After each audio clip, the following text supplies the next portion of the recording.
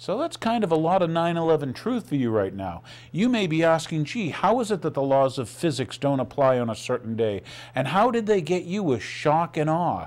Isn't that what they used on the Iraqis? Shock and awe? It's kind of interesting because history, as it repeats itself, hopefully we learn from history. And hopefully we can apply what we've learned to make our future for our children better. I was going to go over something. I thought it was interesting. To understand how Germany started their Second World War, they claimed to the German people that they were anti-German people, and a lot of them were of Polish descent.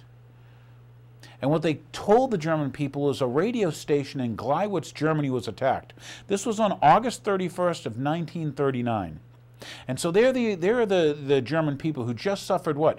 A great economic collapse, okay, if you remember hyperinflation, the Weimar Republic, and it wasn't the Republic that caused the problem, but how did Hitler get into power? How did he get voted in as Chancellor and then Führer, yeah, you know, this bull? The interesting thing is, to understand history, how did they manipulate the German people to make them go to war based on lies? Well, Gleiwitz. There's a little search. There's some homework for you, you real story troopers out there. Type in Gleiwitz, Germany. Type in Gleiwitz radio station. Type in the Nazis in Gleiwitz. And what they did was rather interesting. It was a provocateur event. First thing you have to understand, you go in the dictionary and you look up the term false flag. Let me read this to you. False flag operations are covert operations which are designed to deceive the public in such a way that the operations appear as though they were being carried out by other entities. A false flag event. Wouldn't be the first time in history. The dictionary has a description of it. So it must have had, someone thought of it. The name is derived from the military concept of flying false colors. That is, flying the flag of your enemy. So how do you demonize someone? How did the Germans demonize the Poles? Because what's the first thing they did was attack Poland. They said these Polish people who were anti-German, that they attacked. And that's why and then they found out, how did they find out this was all fake? Well, anyway, the provocation was best known for several actions in Operation Himmler. You remember his name and stuff, okay? And also, the project was intended to create the appearance of the Polish aggression against Germany in order to justify the subsequent invasion. And it's rather interesting because as you go through it, you find out, to make, on the night of 31st of August, 1939, a small group of German operatives dressed in Polish uniforms and led by Najunks seized the Gleiwitz station and broadcast a short anti-German message. They were terrorists, weren't they? See how they've used this terrorism thing before? You'll find most of the time terrorism is state-sponsored. The question always is, which state? I always ask the who benefits, the cui bono. Anyway, to make the attack seem more convincing, the Germans brought Friedrich Honeck, a German Sassanians, okay, known for sympathizing with the Poles, who had been arrested the previous day. This gets better. Hancock was dressed to look like a saboteur and then killed by lethal injection. Given gunshot wounds and left dead on the scene so that it appeared that he had been killed while attacking the station. Why I mention this and false flag attacks is because it was after that the Germans paraded out his dead body and said, Germany, you're being attacked, just like they're doing to us now. It was Muslims in caves. Are you serious? I mean, do you people buy that? I'm sorry, but you have to start thinking on your own. This didn't come out until the Nuremberg trials. So up until then, the German people believed. They thought, we're fighting for Germany. Nationalism became great, became the big thing. Am I wrong, but did nationalism become the big thing here? Did we put an American flag on every overpass? Did you see American flags on everything, on every fire truck, on everywhere you went, American flag, united we stand? So when you find out that the people who created the Nazis, why don't you type in the word Prescott Bush, that was George's grandfather, and type in the word Nazi after that, and find out what we'll show you on another show, and that is they attempted a coup in 1933. What I just want to leave you with is the consideration that you've been misled, led into wars based on lies. And if you can't see it now, the things that are happening, your freedoms and liberties being taken away, You now have to what? Have your genitalia squeezed at the airport so that you can fly. If you don't see this now, it's for your children we do this show. So once again, when you start thinking, well, please start thinking. All I ask is for you to think. Now, I'm going to leave you with a little better bad news. I like these people. They're out of Berkeley, California. They have a really interesting premise. In this case, it's, the people we think run the country haven't been running it, and maybe others have. And so I'll leave you with a little better bad news. If Obama was in charge of the military, wouldn't the torture prison at Guantanamo have been shut down by now? He's the president, right? On the essential issues or anything that matters to the Pentagon, the Joint Chiefs make the hard decisions. Oh. We do not live in a democracy. Bingo! Welcome to Better Bad News. The Joint Chiefs have been calling the shots since November 22nd, 1963. Oh. But they keep their role hidden behind the facade of fake opposition politics. No wonder the center is so far to the right. It's not wrong for the center to be right where it is now, right there in the center, between those who cast out devils and those who worship them. But he can't close Guantanamo?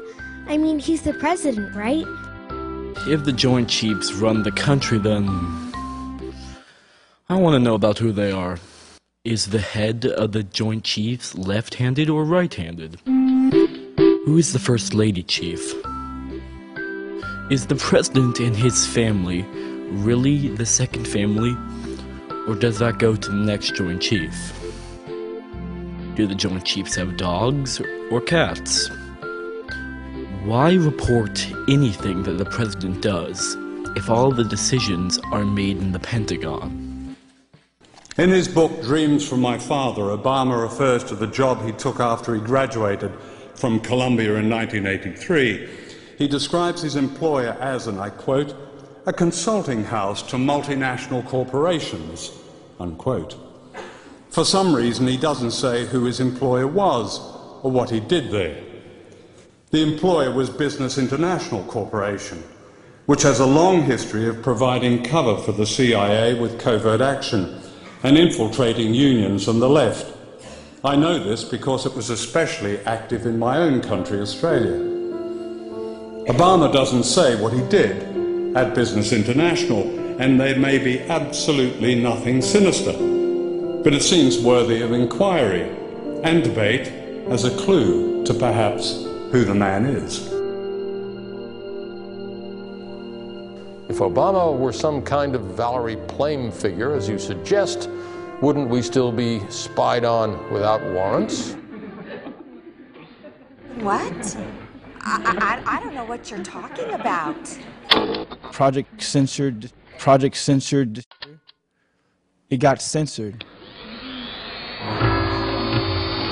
So I wonder how many of our leaders are really working to keep us confused and in the dark.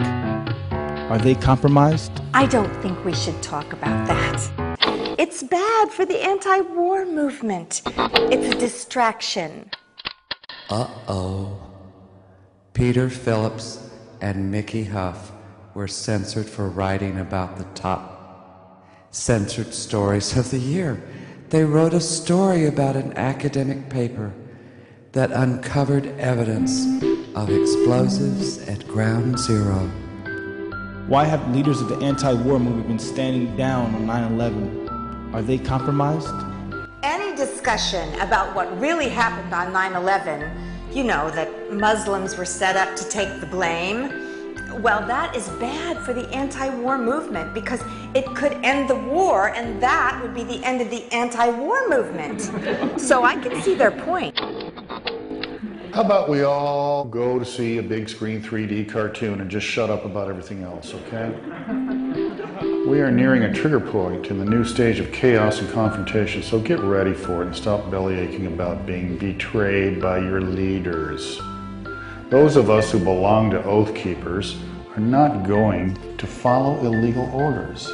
And even soldiers who are now operating inside the United States are beginning to talk about what's going to happen to a soldier who follows an illegal order. Snow White should die. You want to be fragged by a sniper team in your own platoon?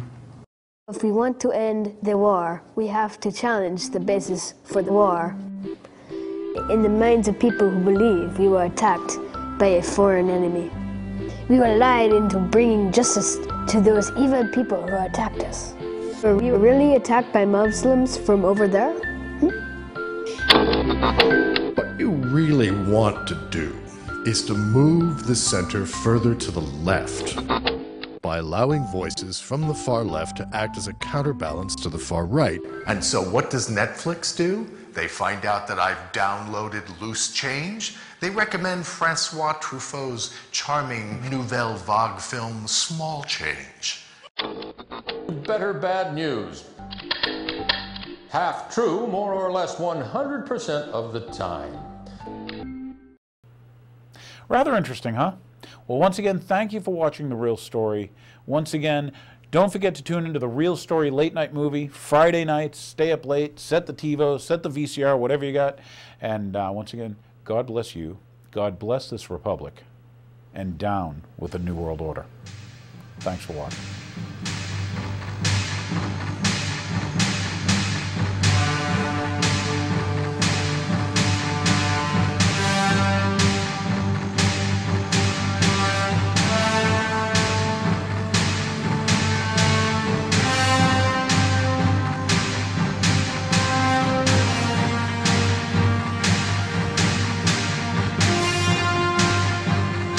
Question is, will they kill untold millions as they did in the last century? It is not the elite cockroaches that determine that. It is you.